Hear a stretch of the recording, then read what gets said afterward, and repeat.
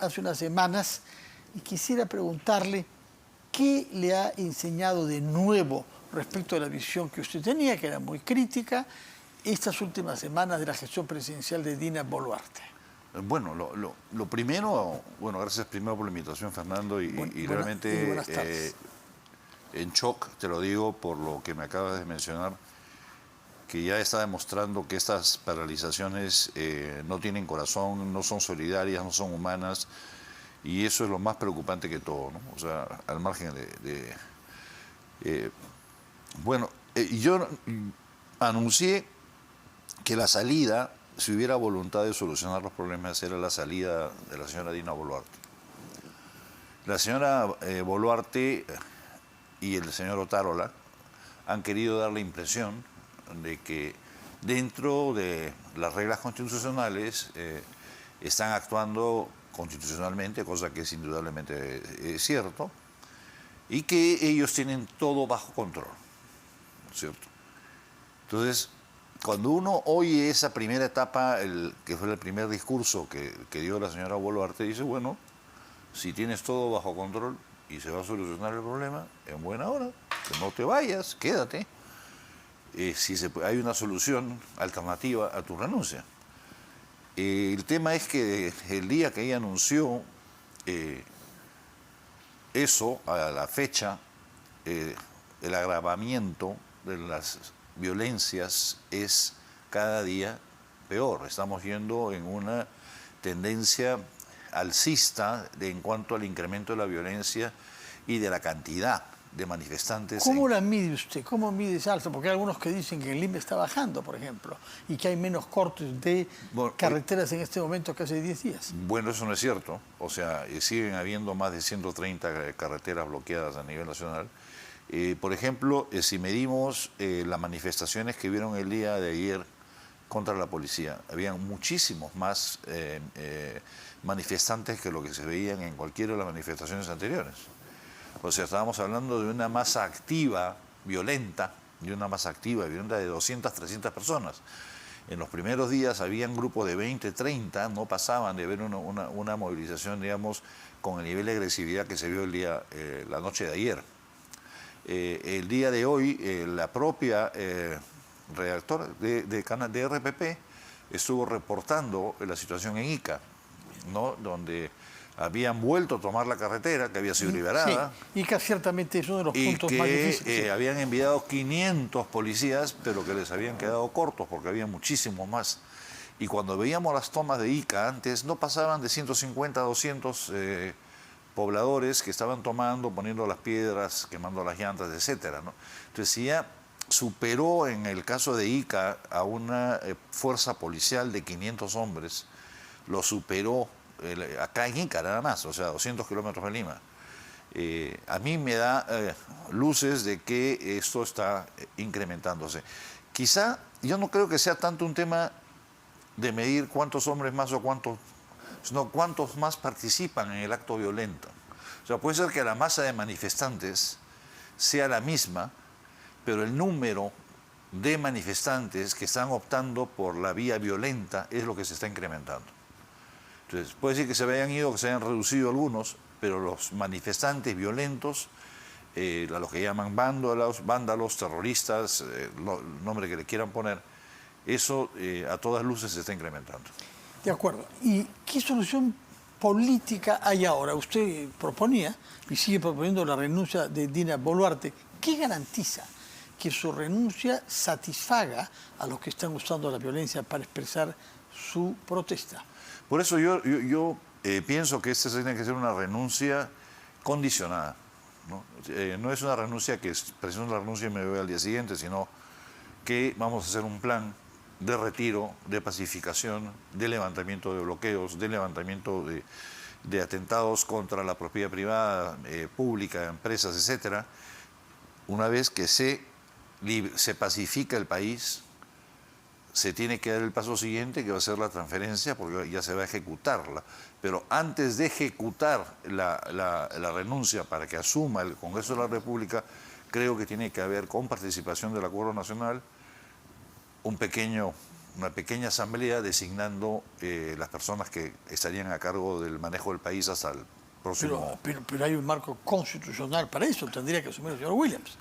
No es una asamblea está alternativa bien, al Congreso. pero como que una figura decorativa. O sea, lo que yo planteo es que debería quedar Williams o quien sea como una figura decorativa, y a la sociedad civil, con la participación de la Iglesia, las Fuerzas Armadas, los poderes públicos, lo que quieras, se ponen de acuerdo que se designa a un grupo de personas que serían los que van a llevar el Ejecutivo de aquí hasta el proceso electoral, ¿no? Esa es la propuesta. Yo sé que es una propuesta que requiere mucho esfuerzo, mucho dejar de lado pretensiones personales, que es a donde a mí me ha llamado la atención la actitud de Dina Boluarte, ¿no? Yo nunca me imaginé a una Dina Boluarte aferrada a un cargo, nunca me lo imaginé. Aferrada a un cargo es una interpretación que hace usted. Puede Sí. ser también consciente de una responsabilidad y del vacío que podría amenazarnos si es que ella renunciara. Ahora, es que ese es el tema, Fernando. Yo creo que la señora Dina Boluarte lamentablemente no tiene quien la asesore, o no tiene ella misma la capacidad de ver qué cosa es lo que está pasando con el país. O sea, los paperos, los maiceros, no pueden recoger sus productos, los que tienen para recoger en las cosechas. En lo que ocurre en la selva central, en la selva norte, ocurre exactamente lo mismo. El abastecimiento de alimentos, que es fundamental para el país, está en extremo peligro. Entonces, yo creo que la señora en ningún momento evalúa el macro general de lo que viene ocurriendo en el país. O sea, lo que viene es la paralización de todo el sector minero, de todo el corredor, paralización. No es que se ha parado Las Bambas solo, que ha parado Antamina solo. Hudbay ha parado, Minsur ha parado, y me canso de contar, todas han parado. ¿Cuánto significa eso en menos ingresos por la población, menos recursos para la salud, menos recursos? Entonces, lo que estamos viendo es que hay un deterioro general de la situación del país, que no es un tema que la va a afectar a ella el día de hoy, es un tema. El Perú tiene un camino, un futuro. El Perú no acaba con Dina Boluarte. El Perú tiene un camino por delante. Entonces, me da la impresión de que tiene dificultades de ver la película grande. Quizá porque no ve posible el plan con el que usted sueña, que es que se pacte su salida, que haya una negociación con no se sabe quién, para que al mismo tiempo que ella se va, los que están ahora protestando de manera violenta accedan a levantar bloqueos en las carreteras y paros en las ciudades. Pero el problema es que estamos ante no se sabe quién, ¿no? O sea, Sí, sí. por eso es que yo propongo que esto se haga en una forma gradual, que una vez de que ella anuncia, tiene que cesar inmediatamente todos los bloqueos, levantamientos, todo lo que está pasando en este momento. Y que se vaya cumpliendo serenamente. Si quieren nombrar fiscalizadores, poner a la iglesia, etcétera, qué sé yo, hagan lo que haya que hacer. Pero cuando tú dices con quién voy a negociar, o quién está atrás de todo esto, ¿no? Sí. O sea, tú antes preguntabas, ¿quién es el que puede estar moviendo todo esto?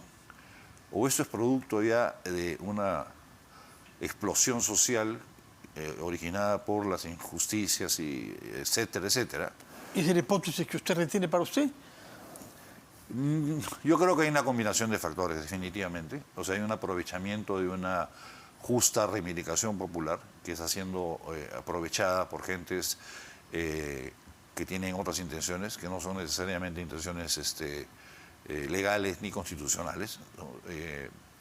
Hay una parte de, digamos, gente digna que sí está buscando algún tipo de solución, pero a la hora que tú ves en la mesa que tienes 150 movimientos, porque tienes 127 personas o 130 tomando carreteras, tienes en Puno 27 movimientos que hacen huelga, en Arequipa 14, en Cusco 25. ¿Quién es quién? O sea, ¿con quién negocias? Y cuando las encuestas que ha publicado en un momento, no sé si fue Ipsos o IEP, no conversan entre ellas. O sea, las manifestaciones... ¿Alguna coordinación ha habido, por ejemplo, para la toma de aeropuertos, ¿no? Para toma de acuerdo tiene que haber habido, puede haber sido... Entre varias regiones, porque se hicieron... Pero el eso mismo... ya es la parte que digo yo de la gente que está buscando otros objetivos, ¿no? Yo creo que sí hay un grupo muy interesado en generar el caos total en el Perú. Yo creo que quieren llevarnos a lo que era el sueño de Abimael, ¿no? O sea, ya una destrucción total de la sociedad peruana para comenzar de cero.